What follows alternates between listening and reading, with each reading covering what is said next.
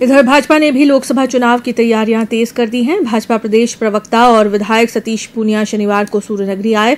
भाजपा कार्यालय में आयोजित बैठक में पूनिया ने कहा कि लोकसभा चुनाव के लिए जी जान से जुट जाना है। प्रधानमंत्री नरेंद्र मोदी ने देश को एक अच्छी सरकार दी है। उनके नेतृत्व में देश में एक बार फिर भाजपा की सरकार बनानी है।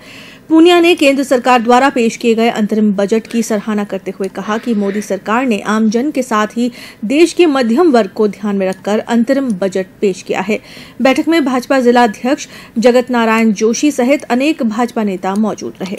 आंधी चली थी कि उस तानाशाही शासन को राजस्थान और हिंदुस्तान की जनता ने उखाड़ फेंका था। इसलिए ये दम्भ और अभिमान, ये तो मैं समझता हूँ कि किसी तरीके से लोकतंत्र में जायज नहीं है। पूरे तरीके से उनकी आलोचना हो रही है।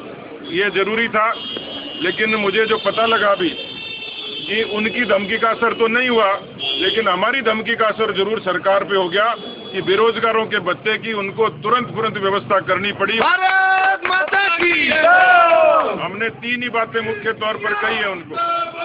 8 तारीख के आंदोलन के लिए 3 ही बातें उनको कही थी। और बातें बहुत हैं, स्थानीय मुद्दे खूब हैं, लेकिन हमने ये कहा था कि किसानों की कर्जा माफी, ये आपने झूठ बोल के वोट तो बटोर लिया, लेकिन हम ये चाहते हैं कि 59 लाख किसानों को 99,000 का कर्जा, 99,000 करोड़ का जो कर्जा है वो माफ करके बताओ।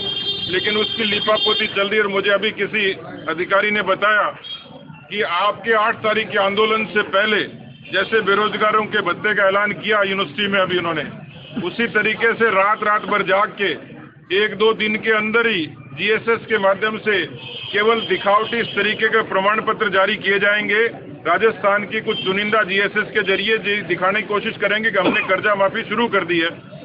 हमने कहा कि जो 10% स्वर्ण आरक्षण है गुजरात में लागू हो गया, झारखंड और छत्तीसगढ़ में लागू हो गया, तो राजस्थान में क्यों नहीं हो? उसके लिए सरकार अगले इसी सत्र में इसका फैसला करे और उस आरक्षण को लागू करे। 3 बड़ी मांगे थी।